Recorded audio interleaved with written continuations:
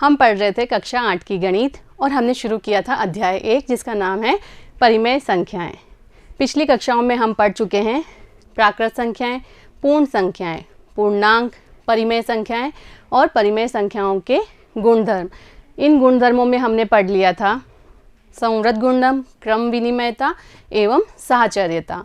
आज हम इसके आगे के गुणधर्म पढ़ेंगे।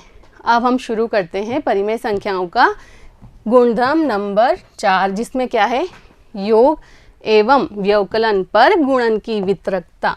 कैसे समझिए, योग एवं व्यवकलन पर गुणन की वितरकता क्या होता है ये समझते हैं हम। योग पर गुणन की वितरकता, ये दिया है b + c योग, इस पर गुणन की वितरकता। किसका गुणा करना है, a का। वितरकता मतलब डिस्ट्रीब्यूटिविटी, तो a का गुणा वितरित करना है। कैसे, a का गुणा कर दो b के साथ प्लस a का गुणा कर दो c के साथ, तो क्या आ जाएगा, a गुणा b प्लस a गुणा c।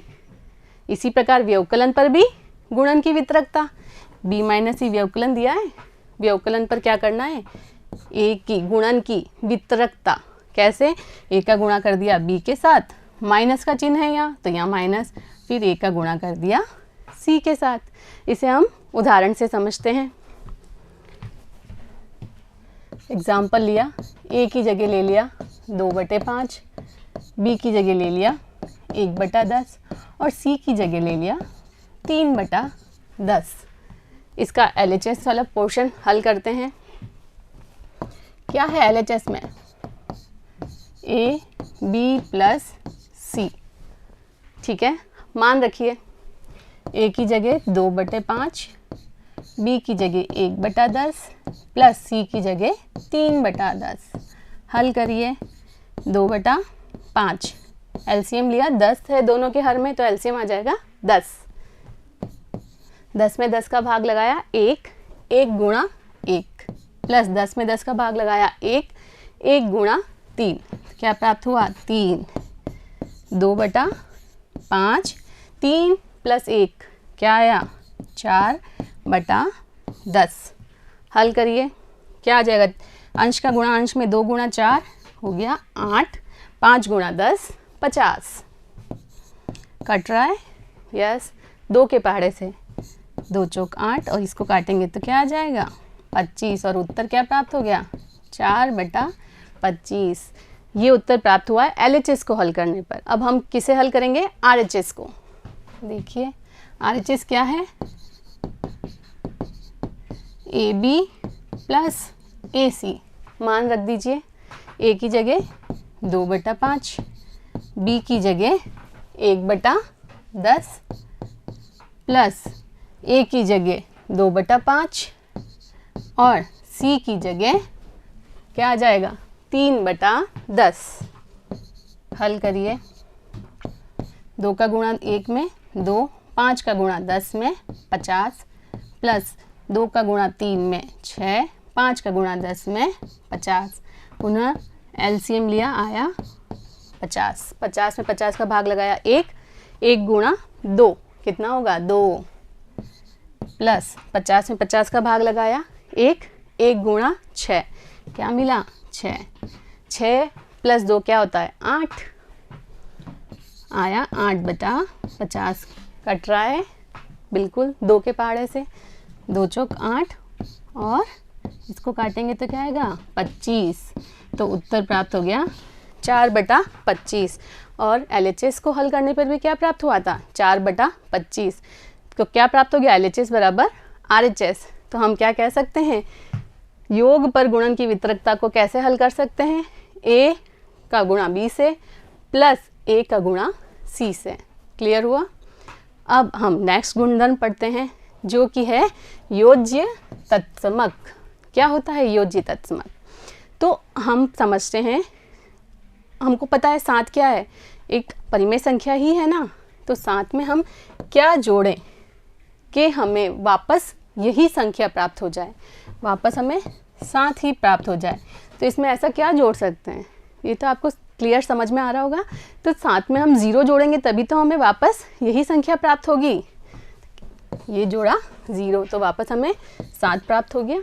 तो 0 क्या हुआ, योज्य तत्समक।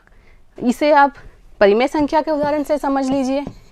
ये लिया हमने 2/3 कोई परिमेय संख्या ली, इसमें अब क्या जोड़ेंगे कि हमें वापस से क्या प्राप्त हो जाए 2/3, तो वो संख्या क्या हो सकती है 0।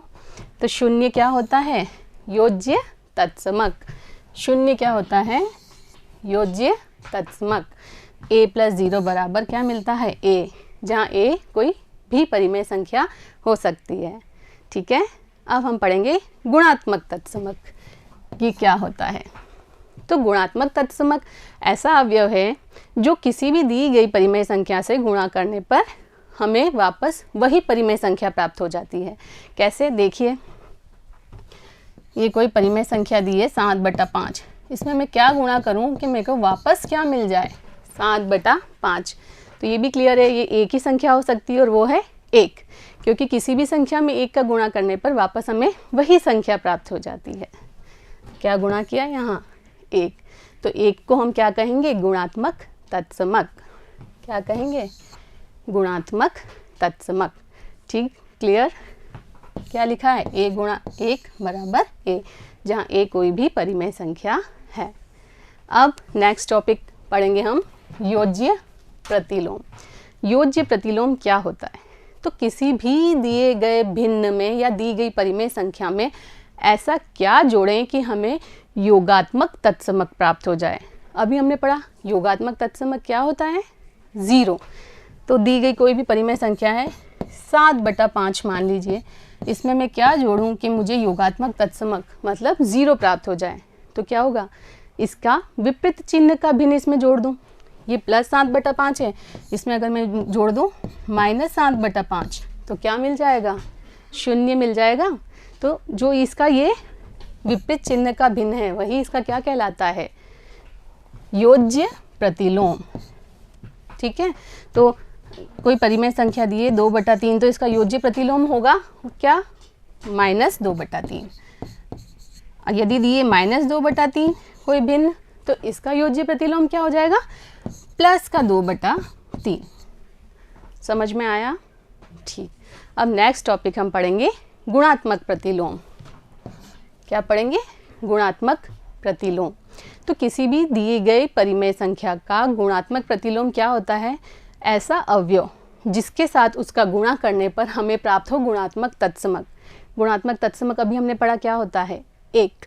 कैसे, देखिए मान लीजिए ये कोई दी गई परिमेय संख्या है a/b, इसके अंदर मैं क्या गुणा करूं कि प्राप्त हो जाए गुणात्मक तत्समक मतलब 1। तो क्या हो सकता है सोचिए, इसका ही उल्टा। कैसे, यहाँ मैंने b/a का गुणा कर दिया, तो क्या होगा b से b कट जाएगा और a से a कट जाएगा, तो क्या प्राप्त हो जाएगा 1। तो गुणात्मक तत्समक क्या होता है याद रखेंगे, किसी भी दिए गई परिमेय संख्या का व्युत्क्रम उसका गुणात्मक प्रतिलोम होता है। यही अगर माइनस में दी गई हो तो -2/5, तो इसका गुणात्मक प्रतिलोम क्या हो जाएगा 5/-2। 5/-2 चिन्ह नहीं बदलेंगे, क्यों, अब इसका गुणा करोगे तभी 5 से 5 कटेगा और -2 से -2 कटेगा और उत्तर क्या मिलेगा 1। समझ में आया। तो ये जो C/D है योज्य गुणात्मक प्रतिलोम वो क्या होगा इस दिए गए भिन्न का उल्टा B/A। A/B दिया है तो B/A।